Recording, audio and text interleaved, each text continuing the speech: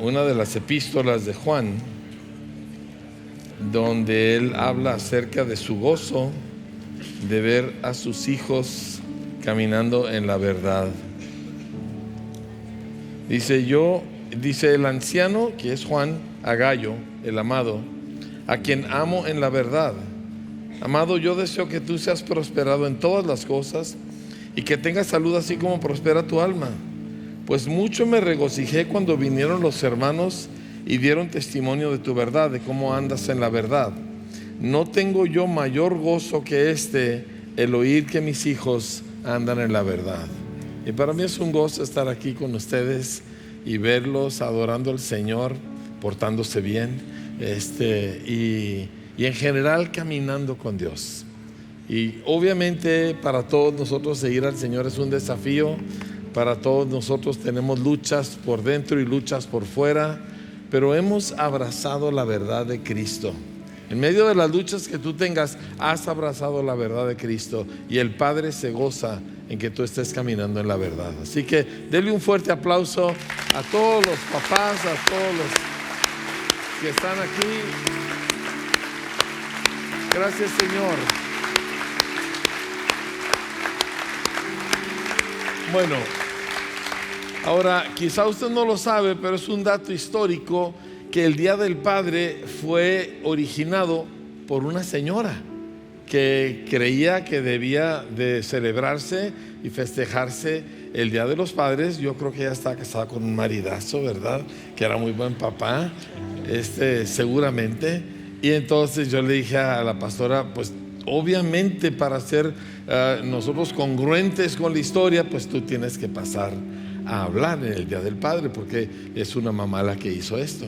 Y eso me encanta, porque normalmente aquí nosotros al papá no le damos mucho lugar, y por las razones que eso sea, a nosotros no nos interesa en este momento. Lo que queremos es ver pues cómo piensa Dios al respecto, sí, y qué es lo que Dios tiene que decir acerca de padres y paternidad. Entonces la pastora ya me predicó a mí esta mañana, entonces yo ya vengo así alineado, ¿verdad? Completamente. Pero creo que hay cosas muy importantes que una mujer tiene que decir acerca de cómo es el padre y cómo entonces somos los padres. Entonces les dejo un momentito breve. Hay una puerta aquí abajo si te alargas, con la pastora. Le damos un aplauso, por favor. Aquí un mensaje. Creo yo que la paternidad es uno de los privilegios más extraordinarios que Dios le ha dado al ser humano. Si quiere tomar asiento, por favor. Y la verdad es que el pastor viene de un viaje bien largo. Ayer estuvo en un congreso en Tampico y se vino, y yo no sabía si iba a llegar o no, porque llegó ¿a qué horas llegaron? A las 12, y aquí viene Dianel también. Le dije, ya te estás volviendo como mi marido, porque se fueron a un congreso allá y vinieron toda la noche, y no estaba yo segura si iba a regresar o en qué condiciones iba a regresar. Empecé a pensar sobre la paternidad, porque oí el jueves, no te dije, pero me conmovió mucho mi hijo Marcos, que dice, después de que mi marido dio una plática en Gracia y Verdad para padres, me habla por teléfono y me dice, mamá, yo quiero que mi papá me dure muchos años. Y me conmovió tanto. Dice, yo quiero orar porque yo quiero saber cómo lo voy a servir. Y este es un día con muchas emociones encontradas, ¿verdad? Nuestros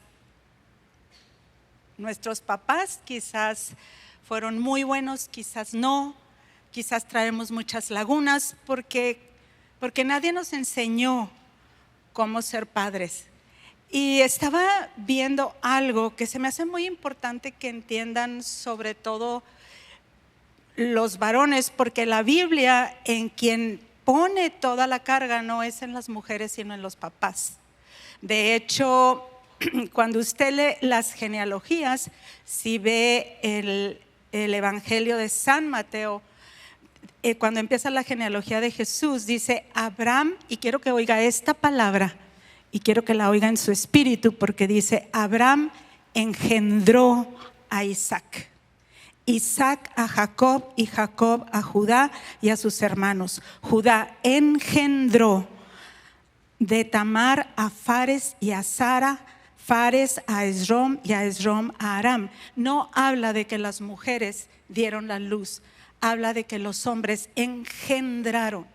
Y esto tiene que hacer toda una diferencia en nosotros, porque yo creo que en nuestra sociedad como que le damos mucho crédito a la mujer, pero Dios le da toda la identidad. De hecho, de cada familia viene del varón. Entonces, si de ahí es como viene, y vamos a ver cosas muy, muy increíbles, pero le voy a decir algunos de los pasajes que se me vinieron muy fuerte, porque la primer familia, que fue la de Adán, pues fue una historia muy triste. Fue una familia que, por causa de que Adán no obedeció a Dios, no tomó su lugar como varón, y al cuidar a su mujer, fue un desastre de familia. Un hijo lleno de envidia y el otro y mató a su hermano. Una familia de envidia y asesinato. Y Dios se encuentra, Dios no se iba a quedar con las derrotado. Él quería una familia, y entonces fue cuando él buscó a Abraham. Ahora, es muchísimo lo que le puedo contar de Abraham, pero le voy a decir lo que se me hizo muy, muy fuerte.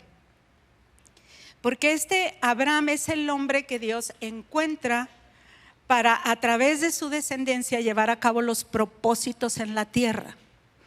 Ahora, la palabra engendrar es una palabra muy fuerte, porque es una palabra de procrear vida, y es a través de cuando el hombre y la mujer se unen, el espermatozoide y en la busca del óvulo, y exactamente, y ahí se produce una vida. Nuestros hijos no son una casualidad. Nuestros hijos no es que, ay, no me cuidé y entonces salió quién sabe quién, sino que es algo tan, quiero que pienses en tus hijos como papá, y es algo tan, es una criatura que Dios te encomendó a ti. Ahora, es algo, no me voy a meter en eso, pero ahorita con todos los descubrimientos que están haciendo, de fuerte es así la paternidad. Por ejemplo, todos los genes, toda la genealogía, es algo muy fuerte. O sea, cómo heredamos enfermedades a través de los genes, ¿verdad? Siempre los doctores, cuando le preguntan, y dígame las enfermedades de su familia y las enfermedades de su papá, como si por ejemplo hay alcoholismo en una familia, luego hay toda una generación de alcoholismo. Si hay una generación de miedo, un padre de miedo, lo transmite fuertemente, aunque a veces no lo hables, y a veces te quieres detener y no quieres ser delante de tus hijos lo que eres, pero lo transmites. Entonces es bien importante pensar qué clase de padre soy yo. A mí me llama mucho la atención lo que transmitimos. Estaba pensando yo ahora, nomás para que entendamos lo fuerte que son los genes. Por ejemplo, mi suegro fue un esposo increíble, y yo veo, ¿verdad? Bueno, mi marido y mis cuñados, o sea, son esposos. O sea, mi marido llegara como llegaba, si me veía cansada, él entraba, él hacía cosas, él nunca me dejó ahí, ¿verdad? Y hazte bolas como tú quieras. Y luego me llama la atención porque mis hijos son igualitos. O sea, yo no les enseñé, yo no me puse a decirles, mira, haz esto con tu esposa y todo. O sea, son esposos muy increíbles. De pronto los encuentro y están haciendo carne, y están arreglando la casa, y están, o sea, porque cuidan a sus mujeres. Y luego, por el otro lado, pues yo tuve un papá muy presente, muchas cosas, no perfecto, pero en muchas cosas muy buenas. Me llama la atención porque pues mis hijos no convivieron mucho con él, pero mis hijos son unos padres increíbles. O sea, es así, era una intencionalidad. Y yo digo, ¿cómo se heredan las cosas? Y aquí, ¿cómo Dios quería cambiar la paternidad? Quiero hablar a tu espíritu porque tú tienes que entender qué pasó. Por eso una persona que no crece, que es que hay un padre ausente, o sea, que un padre que vive enredado en sí mismo y no tiene una intencionalidad con sus hijos, o hay hijos huérfanos, es algo muy fuerte. De hecho, la escritura habla sobre los huérfanos, que Dios es padre de huérfanos y defensor de viudas, porque el no tener padre, o sea, el padre calibra muy fuerte. Buenos o malos los papás, como decían antes las gentes de antes, ¿verdad? Más vale la más mala sombra que el resistidero del sol, ¿verdad? No sé si cuántos oyeron eso. Entonces a veces es un padre que no sea perfecto, pero ahí está en la casa, el papá llega y como que todo se alinea en la casa. Yo no sé si a veces está uno hecho bolas ahí, ¿verdad? Con los hijos y todo, y llega el papá y el papá, o sea, ya siente uno que ya se solucionaron las cosas, aunque no se solucionen. Pero la figura paterna es algo muy fuerte. Pero vamos a ver lo que le dijo Dios a Abraham, porque Dios venía a salvarnos de esta terrorífica paternidad que estaba destruyendo la tierra. Entonces en Génesis 12 dice: pero Jehová había dicho a Abraham: vete de tu tierra y de tu parentela y de la casa de tu padre a la tierra que te mostraré. O sea, deja toda tu casa, abandona tu tierra y abandona toda tu parentela. ¿Por qué? Porque la parentela marca una cultura sumamente fuerte. Entonces le dice: y haré de ti una nación grande y te bendeciré y engrandeceré tu nombre y serás bendición. Bendeciré a los que te bendijeren y a los que te maldijeren maldeciré, y serán benditas en ti todas las familias de la tierra. Y Abraham le creyó a Dios, y Dios lo hace su hijo. De hecho, todos los judíos, porque él se dedicó con su descendencia a enseñarles a sus hijos toda su manera de relacionarse con Dios y lo que Dios quería. Si busca conmigo Génesis 18, hay un versículo muy interesante que es para meditar. Dice 18:17: y Jehová dijo: ¿encubriré yo a Abraham lo que voy a hacer? Habiendo de ser Abraham una nación grande y fuerte, y habiendo de ser benditas en él todas las naciones de la tierra. Esto es Dios preguntándose a sí mismo.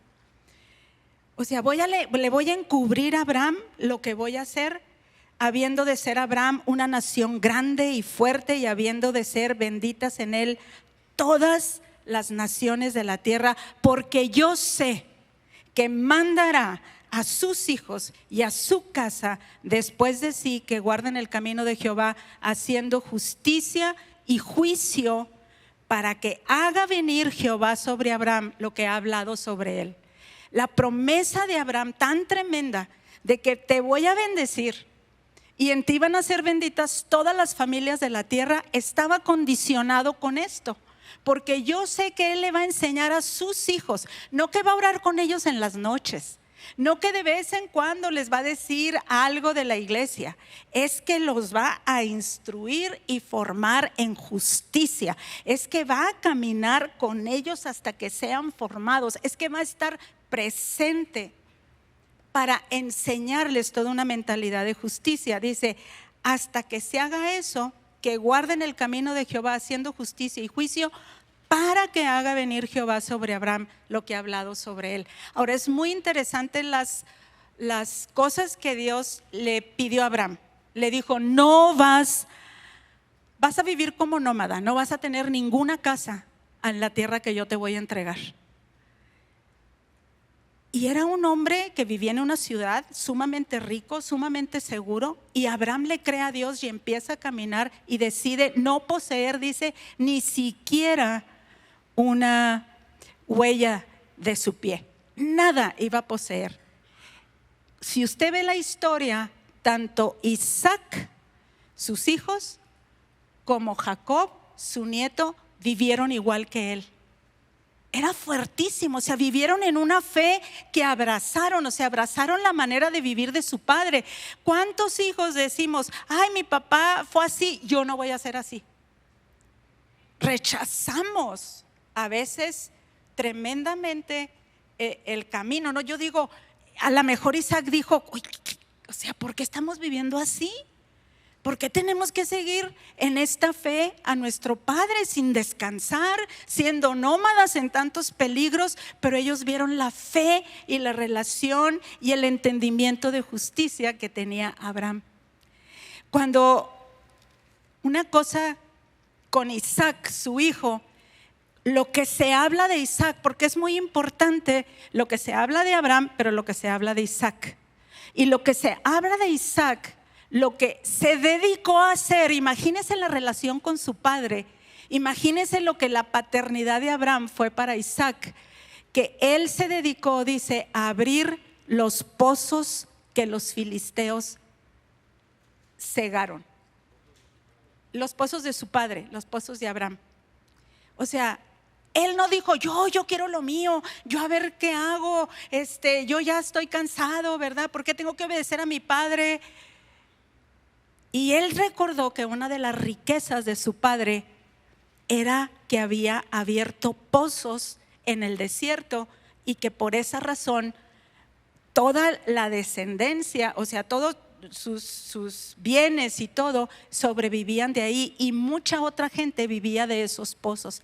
Los filisteos llegan, cierran los pozos, y Isaac voltea y dice, es que yo valoro eso. O sea, yo quiero abrir el pozo que mi padre, ¿verdad?, con lo que nos dio, y Dios se lo concedió. Y luego viene Jacob. En esto podemos tardarnos mucho, pero una cosa que vi, un versículo que me impactó mucho. Isaac engendra a Jacob y a Esaú, y ya saben la historia. Isaac, su hijo preferido, una de las debilidades muy fuertes de nosotros, porque cuando menos pensamos, amamos más a unos hijos que a otros. Y aunque digamos que no es cierto, pero es muy común que a veces tengas un error muy común, muy malo: amar más a un hijo, no sé por qué. Quizás lo ves más débil, o quizás lo ves más cerca de ti, o quizás no sé qué, pero arruinas a tu familia, ¿no?, cuando haces eso. Y Isaac amaba a Jacob, y su mamá, perdón, a Esaú, y su mamá amaba a Jacob. Entonces, la historia, ya saben que el primogénito renuncia a su primogenitura, vende su primogenitura por un plato de lentejas, y luego después su mamá le dice, tienes que obtener la bendición de tu padre. Ahora, la bendición del padre es muy importante. Yo quisiera que te fijaras un poquito adentro de ti si tú bendices a tus hijos y cómo los bendices. Porque a veces bendecimos si nos hacen caso, o bendecimos si hacen lo que nosotros estamos pensando, y nos cuesta bendecir a nuestros hijos. Me ha tocado muchas experiencias a lo largo de todo este tiempo de servir al Señor, de padres que porque exigen algo no pueden bendecir a sus hijos. Yo quiero que mi hijo sea doctor, y no es doctor, y no tiene la bendición. Hay muchas cosas que la bendición es muy importante de un padre. Y la mamá hace toda una, ¿verdad?, hace toda una maraña, toda una manipulación para que Isaac bendiga a Jacob. Lo viste de una piel llena de que parezca la piel de su hermano, y lo bendice. Entonces esto causó en Esaú un coraje, un odio. Dice, ya me robaste la primogenitura. Se levanta otra envidia muy fuerte contra su hermano. Pero hay un versículo que le quiero leer.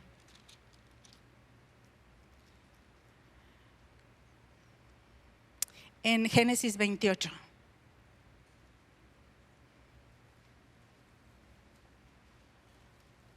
Y una vez que el padre bendecía al primogénito o al hijo mayor, no podía quitarle la bendición. Y no se la podía disminuir y no se la podía cambiar a otro hijo. Ya el primogénito recibía la bendición. Entonces dice, vio en el 28:6, y vio Esaú cómo Isaac había bendecido a Jacob y le había enviado a Padán Aram para tomar para sí mujer de ahí, y que cuando le bendijo le había mandado diciendo, no tomarás mujer de las hijas de Canaán. Y que Jacob había obedecido a su padre y a su madre y se había ido a Padán Aram.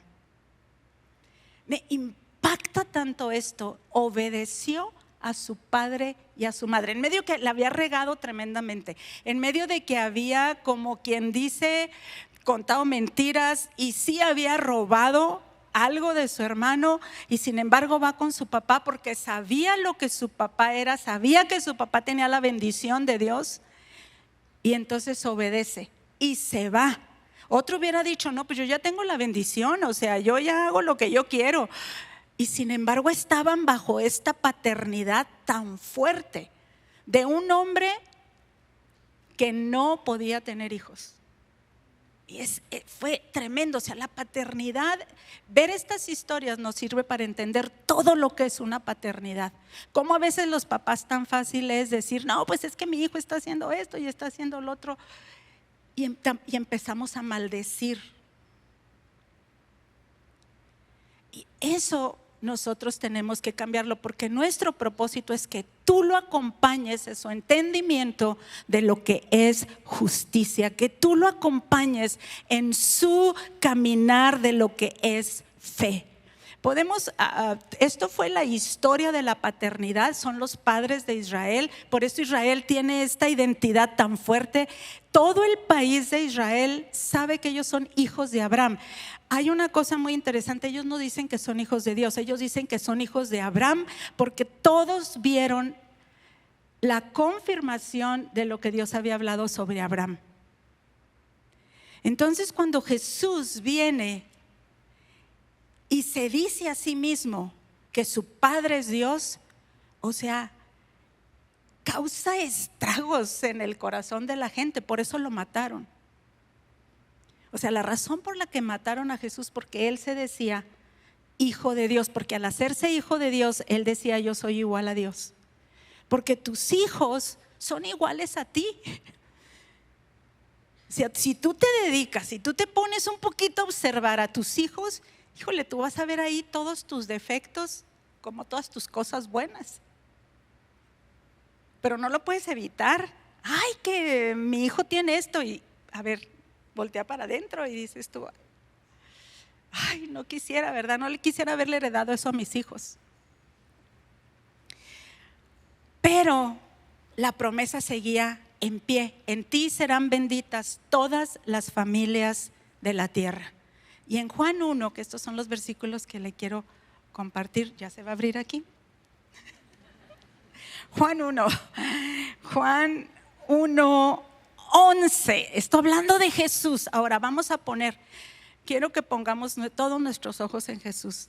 Dice, a lo suyo vino y los suyos no le recibieron, mas a todos los que le recibieron, a los que creen en su nombre, les dio potestad de ser hechos hijos de Dios.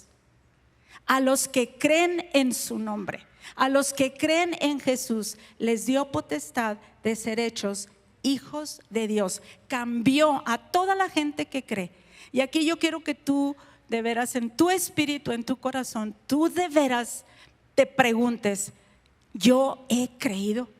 No por los años que traemos de 500 años de cultura cristiana donde siempre nos dijeron Jesús murió y resucitó por nosotros. No, no, no. Jesús vino y a los que creen en su nombre les dio potestad de ser hechos hijos de Dios. Se cambia la naturaleza de aquellos que creen. Dice, hemos recibido una naturaleza nueva para que por ella llegásemos a participar de la naturaleza divina. Es una naturaleza nueva cuando tú crees y el Padre te hace un hijo. En Primera de Juan, que lo leímos al principio, Primera de Juan 3,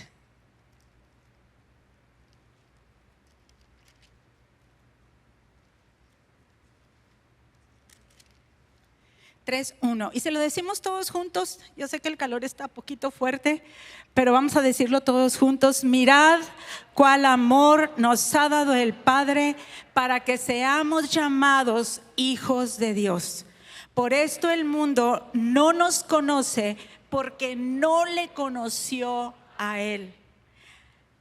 Hay una característica en los hijos de Dios completamente diferente a todo lo religioso. Un hijo de Dios, imagínense todas las implicaciones, todo el carácter, toda la manera de enfrentar la vida, toda la manera de depender de la Escritura que Jesús tenía, de pronto es dada a los hijos de Dios. Amados, ahora somos hijos de Dios y aún no se ha manifestado lo que hemos de ser. Y una última escritura, Romanos 8. Y esto es para que nosotros pensemos. Tuviste el mejor padre, tuviste un padre muy deficiente, fuiste huérfano, fuiste lo que fuiste, pero ahora la auténtica y verdadera paternidad está en que tú creas en el nombre del Hijo de Dios. Dios, o sea, cuando tú veas un hijo de Dios, tú no vas a ver, es hijo de fulanito, es hijo de fulanita. Nuestros hijos, nosotros mismos necesitamos ser como nuestro Padre. En Romanos 8, dice 8:14, porque todos los que son guiados por el Espíritu de Dios, estos son hijos de Dios. ¿Quiénes son los hijos de Dios? Los que son guiados por el Espíritu de Dios. Y dice, pues no habéis recibido el espíritu de esclavitud. Si de veras has creído en Jesús y todavía traes la esclavitud adentro de ti, o sea, métete con Dios, o sea, arregla esto en tu espíritu. Y dice, porque no hemos recibido el espíritu de esclavitud para estar otra vez en temor, sino que habéis recibido el espíritu de ¿qué? Dígalo bien recio, ¿el espíritu de qué? Buenos padres, malos padres, padres ausentes, aunque hayamos quedado huérfanos desde muy chiquitos, tenemos que recibir el espíritu de adopción. No es ningún padre en la tierra es perfecto, pero el espíritu de adopción por el cual clamamos Abba Padre. Y no me gusta la traducción que le dan porque dice que es un término Abba como de papito, y luego yo así me da el ataque cuando oigo a gente decir papito. No. Es Abba Padre. La semana pasada nosotros tuvimos una manifestación aquí de algo muy extraordinario, ¿verdad? De alguien que sabe que es una hija de Dios. Me decían, ¿por qué tiene tanta libertad y tanto gozo? Y porque eso no es que alguien te vaya a venir a imponer eso, es que cuando tú sabes es que soy hija de Dios. Y luego miren lo que dice, y si hijos, esto es lo que yo dije, yo quería estar embarrada esta mañana ahí en mi casa. Dice, y si hijos, si eres un hijo, también herederos de Dios. A ver, ¿dónde está su espíritu y dónde está su corazón? A ver si lo cree. O sea, qué grueso, ¿verdad? ¿Cómo nos cuesta creer? Herederos de Dios. Y estoy chinita de aquí hasta abajo porque dice, y coherederos con Cristo. Cristo se humilló de tal manera ante nosotros. No somos hijos de Cristo. Él nos hizo hijos de Dios. Y Él se pone como nuestro hermano. Y todo lo que heredó Cristo, dice, nosotros somos coherederos con Él. Si es que padecemos juntamente con Él, para que juntamente con Él seamos glorificados. Pero tengo por cierto que las aflicciones del tiempo presente no son comparables con la gloria venidera que en nosotros ha de manifestarse.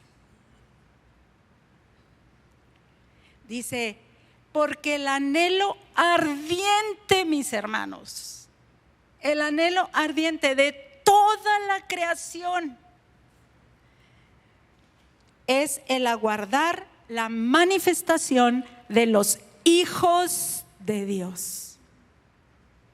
Y tú y yo tenemos que voltear y pensar y ver, ¿me salgo de la paternidad continuamente o soy siempre un hijo de Dios? La creación entera está aguardando a la manifestación de los hijos de Dios. ¿Qué hacemos con todos estos sentimientos que nos pusieron en un lugar, de padres que nos humillaron, de padres con los cuales nos frustramos, que no vieron por nosotros, padres que usan a sus hijos, padres que El Señor nos vino a decir, si tú crees en el nombre de mi Hijo Jesús, tú vas a ser un hijo de Dios. Nosotros tenemos que empezar a descubrir esta enorme dimensión que está delante de nosotros. El pastor leyó, traigo estas dos cosas porque me conmovieron mucho. Leíste un versículo que dice que estamos muy contentos de ver que como lo que enseñamos, el versículo con el que iniciaste. ¿Qué dice?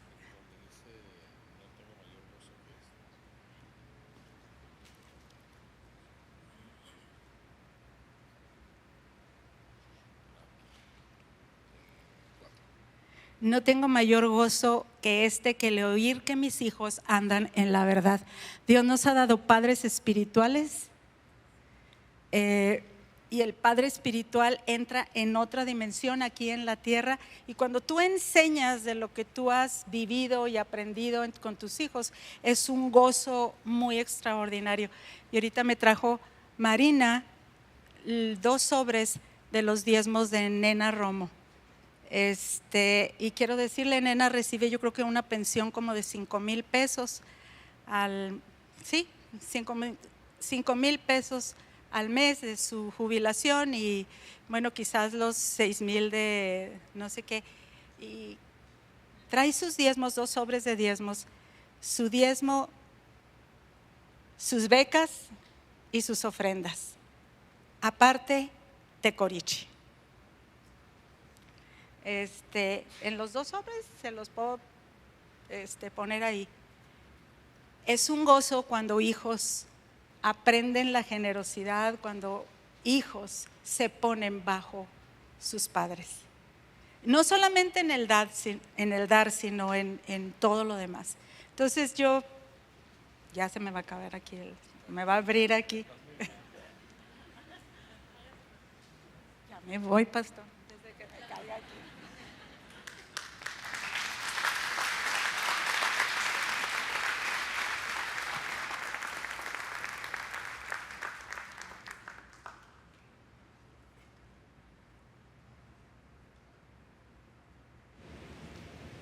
Yo conocí a Tita hace bastantes años y nuestra conexión fue por causa del Señor.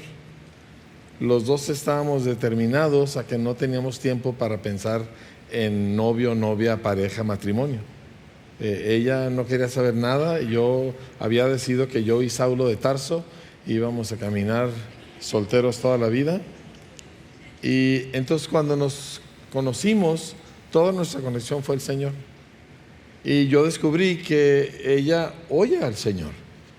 Y yo la oigo a ella porque ella oye al Señor, no nomás porque es mi esposa. No digo, a veces tú oyes a tu esposa porque pues no quieres que se ofenda o algo por el estilo, pero a veces tu esposa oye al Señor, ¿sí? Y Tita oye al Señor y yo por eso la oigo a ella. Y nosotros necesitamos oír lo que ahorita acabamos de escuchar, de veras prestarle atención. Yo quisiera tomar un poquito más de lo que nos acaba de compartir la pastora, porque hay ciertos elementos en todo esto que necesitamos conectarnos con ellos. El primero de ellos es que toda la debacle inicia, y se la voy a mostrar en una genealogía, pero no la que usted está imaginando, ¿sí? En el Nuevo Testamento hay 2 genealogías de Jesús y una de ellas se encuentra en Lucas, y me encanta cómo termina y entendemos por qué. Dice, voy a leerle en Lucas 3, versículo desde Jacob, ¿sí? Versículo 34, dice, hijo de Jacob, hijo de Isaac, hijo de Abraham, hijo de Taré, hijo de Nacor, y sigue la lista, ¿verdad? Hijo de Maaleel, hijo de Cainán, hijo de Enos, hijo de Set, hijo de Adán, hijo de Dios. La debacle que vino a nuestro planeta fue porque un hijo no quiso obedecer a su padre, no quiso seguir a su padre, y se rompe el vínculo, ¿sí? Adán no tenía un padre humano, su padre era Dios. Yo sé que se usa mucho la frase mi padre Dios, pero no tiene bases bíblicas el que gente común y corriente diga eso. Pero Adán sí era su padre y no le quiso obedecer. Y pasa el tiempo y Dios encuentra un hombre, un pagano, alguien que participaba en las mismas costumbres y religión de su nación, que era Babilonia. Él vivía en Ur de los Caldeos, adorando ídolos y toda clase de cosas, igual que los demás. Y Dios se le presenta, y este hombre joven, económicamente muy fuerte, casado con una mujer muy bella, le hace caso. Dios le dice, deja tu tierra, deja tu casa, deja la casa de tu padre, deja tu parentela, deja todo eso. Yo quiero hacer algo nuevo contigo, porque este hombre le obedecía, ¿sí? Y total, sabemos, Abraham se va y Dios le dice, es por aquí, se va, y sí comete errores, ¿verdad? Pero cuando Dios le dice, es esto, y él se va por ahí, y llega un día donde Dios le dice, ofréceme a tu hijo, a tu único hijo, a Isaac, al que tú amas. Y Abraham no duda, se levanta de mañana, de madrugada, y se va con el muchacho para ofrecerlo en sacrificio.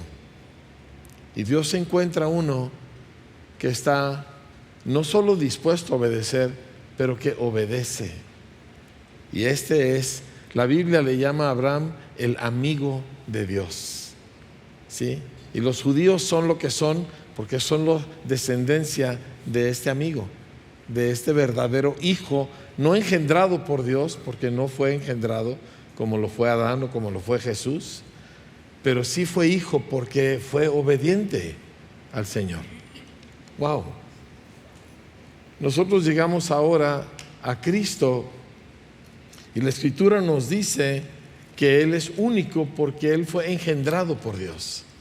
Eso significa que no fue un acto de creación lo que trajo a Cristo a este planeta, sino que fue engendrado, así como un espermatozoide engendra vida en el óvulo de una mujer, así el Espíritu de Dios engendró vida en un óvulo de María, esta jovencita. y de repente está embarazada con el cuerpo del que sería o del que era el Hijo de Dios y que sería el Salvador del mundo. Y cuando lo introduce Dios al mundo, sus palabras son: he aquí yo vengo, como en el rollo del libro está escrito de mí, el hacer tu voluntad, oh Dios, me ha agradado. O sea, todo el objetivo de Jesús estar en la tierra, en cuanto a Dios se refería, era para obedecerle. Cada acción, cada palabra, cada evaluación de situaciones, todo sería en obediencia al Padre. Jesús dijo en Juan 5: yo solo hago lo que veo a mi Padre hacer, y yo no juzgo nada más que según yo oigo a mi Padre hablar. Toda su vida fue una vida de obediencia. Y cuando está en el huerto de Getsemaní, habiéndole dicho a Pedro: ¿qué no sabes que Dios me puede enviar 12 legiones de ángeles y sacarme de aquí en un instante? Pero cuando está en Getsemaní, orando, sudando sangre y abriendo su corazón, porque uno de los elementos tan increíbles de la oración genuina es que tú puedes abrir tu corazón con Dios. ¿Me explico? Cosas que no debes decirle a nadie, pero a Dios se las puedes decir porque Él las conoce. Y Él clama y dice: quita de mí esta copa. Pues Él sabía lo que venía. El tormento físico, la peor y más horrible forma que la raza humana ha inventado para asesinar a alguien. O sea, Él sabía lo que enfrentaba, y Él sabía que Dios Padre lo iba a maldecir, que le iba a apilar encima de Él todos los pecados de todo el mundo. Y voltea y dice: quita de mí esta copa, pero no lo que yo quiero, sino lo que tú quieres. Y Jesús sabía lo que el Padre quería, y se sometió, y fue obediente. Dice la Escritura en Filipenses que se hizo obediente hasta la muerte, y muerte de cruz. La característica de un hijo, a final de cuentas, es obediencia, ¿sí? Nosotros leemos la historia de Abraham, Isaac y Jacob, y Isaac pues como que no pinta para mucho. No hizo grandes cosas, no fue un dramático como Jacob, ¿verdad? Porque Jacob es una telenovela, Abraham pues el héroe de la fe, pero Isaac como que no pinta. Pero Isaac siguió los pasos de su padre, abrió sus pozos, levantó sus altares y siguió al Dios de Abraham. Eso permitió que aquella bendición, que aquel propósito siguiera, y así fue con Jacob. Y estaba yo pensando mientras compartías de cómo hijos heredan cosas de sus padres, y ahorita se lo quiero mostrar. Pero estaba pensando en José, porque José heredó la rectitud de Abraham. Abraham iba a mandar a sus hijos a que anduvieran en el camino de Dios, haciendo justicia y juicio. Justicia habla de toda esa derechez, de toda esa rectitud, de esa de pureza de acción y de motivación. Pero juicio, la palabra juicio en el hebreo, que es mishpat, habla de gobierno, de alguien que es gobernado por Dios y que por lo tiene un autogobierno. Y pensé en José, joven, apuesto, lleno de hormonas, como cualquier joven, y una mujer atractiva asediándolo en privado, donde nadie los iba a cachar, y dice: ¿cómo yo deshonraría a Dios haciendo esto? Había una derechez en ese joven, había una rectitud interna, un dominio sobre sí mismo que heredó. Y aquí es donde nuestra relación con Cristo se convierte en una revolución, porque el pasaje que nos leíste de Juan capítulo 1, hablando acerca de quiénes son hijos de Dios, continúa el pasaje. Dice: a los suyos vino y los suyos no le recibieron, pero a todos los que le recibieron, a los que creen en su nombre, les dio potestad, o el derecho o autoridad de ser hechos hijos de Dios. Escuche bien: los cuales no son engendrados de sangre, ni son engendrados de voluntad de carne, ni son engendrados de voluntad de varón, sino que son engendrados de Dios. Engendrados, no creados, engendrados. Lo mismo que el Padre hizo con Jesús el día de la resurrección, que dice el Salmo 2, que dice: hoy te declaro mi hijo, hoy te he engendrado. Esa resurrección donde Dios Padre engendra al Hijo es exactamente lo que hizo con cada uno de nosotros que creyó en Cristo, y por lo tanto traemos el ADN espiritual de Dios, el ADN espiritual de Cristo mismo. Y esas características de Él se heredan, familia. Son parte. Es que traes a Dios adentro.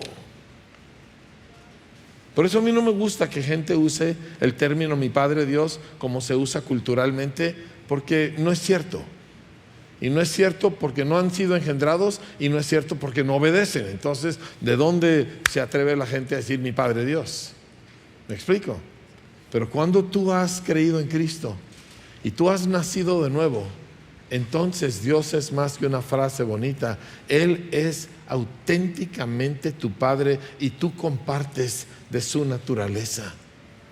Obviamente vamos a crecer en parecernos a Él, vamos a crecer en desarrollar esto que nos ha sido impartido, pero esta es la realidad del que ha renacido. Por eso cambia la vida. Ahora hay gente que se hace cristiana y su vida no cambia. Normalmente es porque no han nacido de nuevo, porque no han sido engendrados, porque la simiente de Dios es viva y es poderosa y es imposible de detener. Y nosotros no fuimos engendrados de, como dice Primera de Pedro, no fuimos engendrados de hombre, fuimos engendrados de la simiente de Dios. ¿Cómo la paras? ¿Cómo la detienes? Y por eso gente cambia. O sea, uno no cambia porque uno no cambia porque se mete en una buena organización, uno no cambia porque pues tiene mucha fuerza de voluntad. No, uno es cambiado porque de repente tengo otra naturaleza. Ese es el Evangelio. Y esa es la maravilla de este mensaje. ¿Sí?